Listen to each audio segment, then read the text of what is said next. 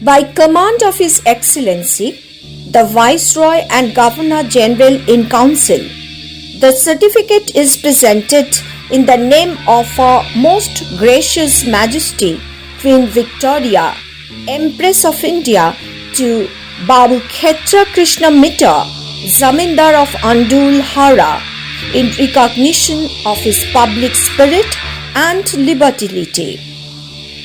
By A. McKenzie, Lieutenant Governor of Bengal. এই recognition 1897 সালে দেওয়া। এটা হলো আন্দুলের রাজা ক্ষেত্র কৃষ্ণ মিত্রের পরোপকারী এবং জনহিতকর কাজের সার্টিফিকেট। কিন্তু এই যে আন্দুল রাজবাড়ি এত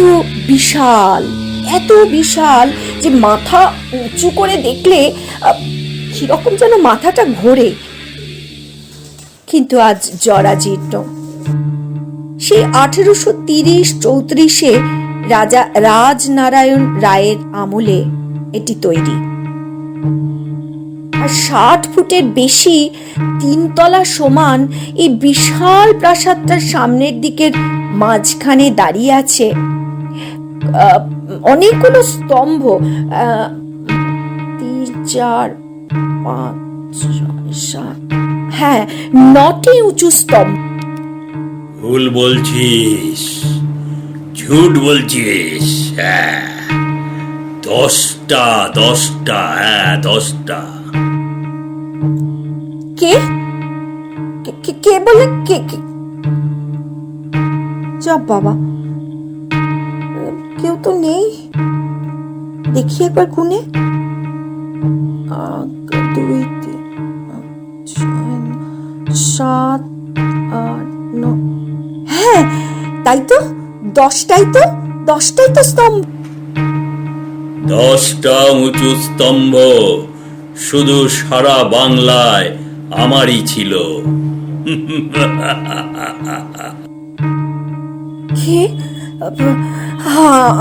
কে বলছেন? আমি দেখতে পাচ্ছি না কেন আপনাকে? মানে কে?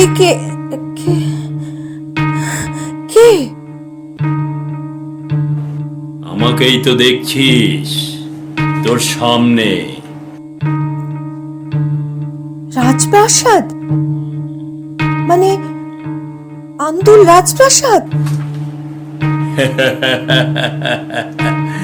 এটা ডোরিক স্থাপত্যের মতো করে তৈরি। আয় ওই পেছনের সিঁড়ি দিয়ে উঠে আমি কিন্তু আমি যাব। ভয় নেই, তবে সবাই বলে আমার নাচ ঘরে আজও ঘুঙুর বাজে রে। তুমি সরি, আই মিন আপনি আন্দুল রাজপ্রাসাদ মানে সোল? আপনি আত্মা বলছেন? তুমিটাই তো ভালো শোনাচ্ছে রে পাগলি। সাবধানে আয়। কোথা থেকে এসেছিস?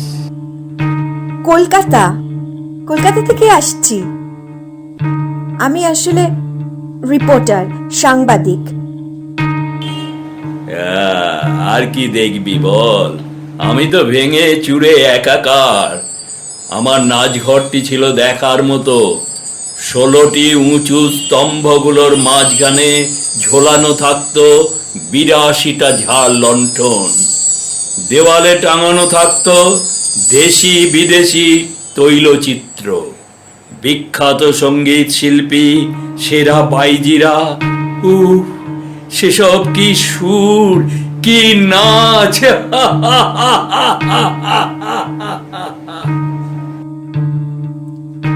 একটা কথা বলবো, মানে সে ঘরে ওই ওই ওই ওই আর কি নাচঘরে যাওয়া যায় না? বড় ভাঙা চোরা রে। তুই দেখ, আমি রয়েছি তোর সাথে, তোর কোনো ভয় নেই। এই বংশ প্রতিষ্ঠা করেন দেওয়ান রামচরণ রায়, দারুণ বুদ্ধি। পার্সি, ইংরাজি, আরবি বলতে পারতেন। তারপর লর্ড ক্লাইভ রামচরণের বড় ছেলে রামলোচন রায়কে রাজা উপাধি দেন। 5000 সশস্ত্র সৈন্য এলো, ঝালর দেওয়া পালকি এলো। আর কি এলো বলতো? আরেকটা রাইট, আমার মনে আছে, আমি পড়েছি হিস্ট্রিতে একটা কামান। হ্যাঁ, তাই তো।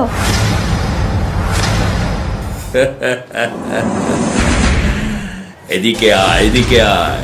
ওই দেখ কামান। কামানটির দৈর্ঘ্য 4 ফুট 7 ইঞ্চি। হ্যাঁ, ভয় পাচ্ছিস নাকি? হ্যাঁ, না না না, ভয় পাওয়ার কিছু নেই। তুমি এত সুন্দর করে বুঝিয়ে দিচ্ছ। আচ্ছা, আমি শুনেছিলাম আন্দুল তো একটা গ্রাম ছিল, তাই না? হ্যাঁ, সরস্বতী নদীর তীরে। ছি ছি ছি, এখন তো নদী দেখি ছোট নালা হয়ে গেছে রে। আর সরস্বতী নদী তখন ছিল খরস্রোতা, বড় বড় সব বাণিজ্য নৌকা চলতো। এর জল গঙ্গার মতো পবিত্র ছিল।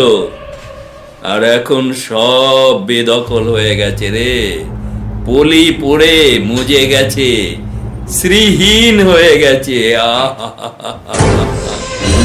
সরস্বতী নদী, তুমি কি রূপ ধারণ করেছ!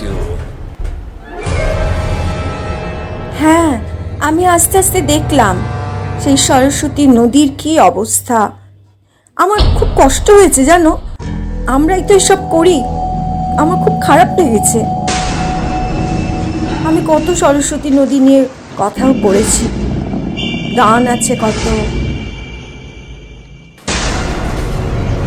জানিস তো, রাজা রামলোচন রায় আন্দুল রাজ নামে একটা অব্দের প্রচলন করেন। কালীঘাট মন্দিরের সামনে যে নাট মন্দির, সেও তাঁরই তৈরি। আচ্ছা আত্মা, বলছি, আমি শুনেছি যে রাজা বাহাদুর উপাধি এই বংশের একজন কেউ পেয়েছিলেন, না গো? হ্যাঁ, রাজা রাজনারায়ণ রায়। আহা, তুই আজ আমাকে কত স্মৃতি মনে করিয়ে দিলি রে।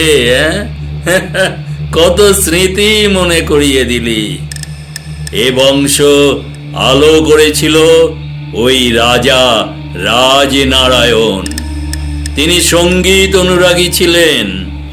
এই যে আমাকে তো উনি তিলে তিলে তৈরি করেছিলেন।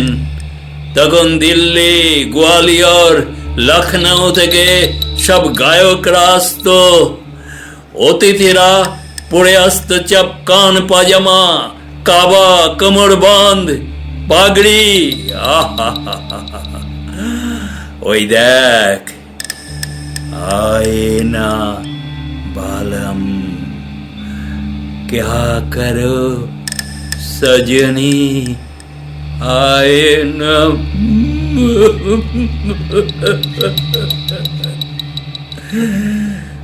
কি করে দেখবি? শব্দ শেষ, কটা পায়রা উড়ে বেড়াচ্ছে।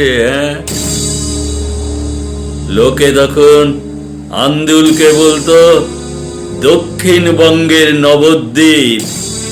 মিথিলা, বারাণসীর পণ্ডিতরা সভা আলো করে থাকতো রে, সভা আলো করে থাকতো।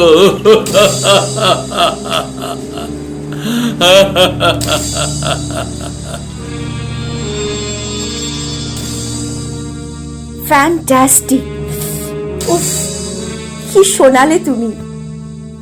শুনতে শুনতে না আমি সেই পুরনো যুগে চলে গিয়েছিলাম। কানে ঘুঙুরের আওয়াজ আসছিল, Oh, you made my day. আন্দুলে আমার বুকে একদিন রায়দের শাসন শেষ হয়। আসেন মিত্ররা, তারা কেউ কেউ আজও রয়ে গেছেন আমার ক্ষতস্থানে ভরা বিশাল দেহের কোন কোন খাঁজে। তাই তো আমি আজও ধুঁকছি।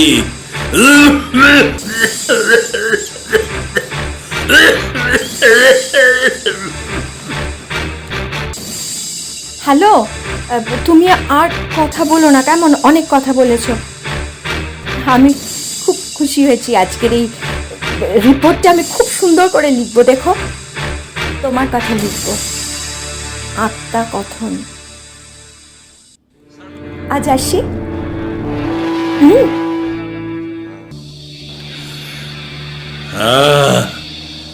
যা, কখন আমি ভেঙে পড়বো জানি না।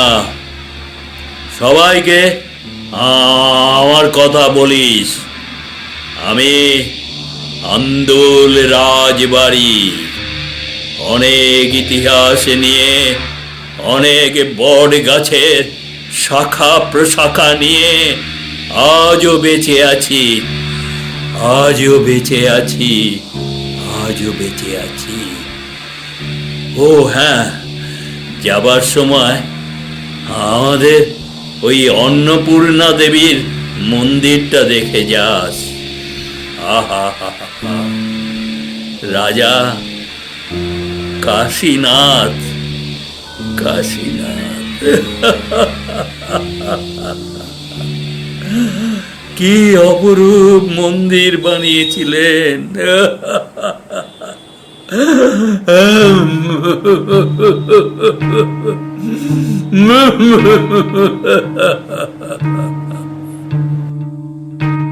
শুনছো শুনছো? আত্মা, আন্দুল রাজবাড়ির আত্মা, শুনছো? তুমি কিন্তু কেঁদো না, তোমার অনেক ইতিহাস। আজ আমি চললাম, আবার হয়তো কখনো আবার তোমারটা নিয়ে আসবো দেখতে। খুব ভালো লেগেছে, তুমি কেমন ভয় না দেখিয়েই আমাকে কত গল্প বলে দিয়েছো। আমারও কিন্তু কষ্ট হচ্ছে, কালের স্রোতে সব হারিয়ে যায়।